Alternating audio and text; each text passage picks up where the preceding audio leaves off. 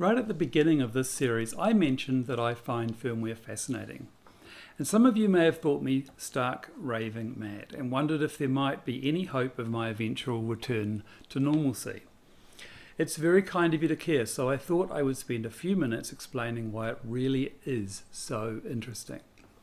For me, it started out by accident. Years ago, when working at Trimble, I helped to develop a very early data recorder. It was my first commercial experience with C. The device had limited memory and a small monochrome display, about this big. But it still needed to support quite complex forms and data entry.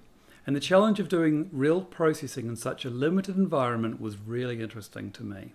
Many years later at Google, when a colleague sneaked off to build internet balloons, I happened to take on responsibility for U-Boot. U-Boot is probably the most widely used firmware in embedded systems. I was aware of U-Boot from my ARM-based electronics startup, but apart from setting up a few boot options, I hadn't written any firmware code. I spent a mad year working with partners on the firmware and debugging hardware for Snow, the first ARM-based Chromebook. While Snow had plenty of memory, about 2 GB, internal RAM was limited to just 32K, and that presented some challenges. Also, we wanted to boot into Linux in about 1 second, which was very tricky given the complex Chrome OS boot flow and particularly the limited development time available in our tiny team. I also worked a bit on the first Chromebook Pixel, which was Intel based.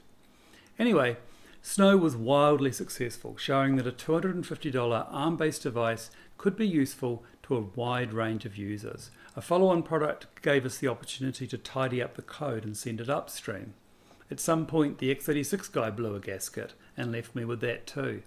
So I became involved in the U-Boot and Linux communities, learning how to work in open source. So I suppose you can also tell that I'm a huge fan of ARM. I had an ARM-based PC years before I even worked at ARM.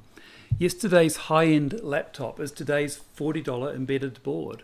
So now it's common to have a 64-bit CPU and 4 GB of memory or more in a cheap ARM-based board. Anyway, as SoCs have become more and more complex, the firmware needs more features. Implementing these features in an efficient and maintainable way is quite a challenge.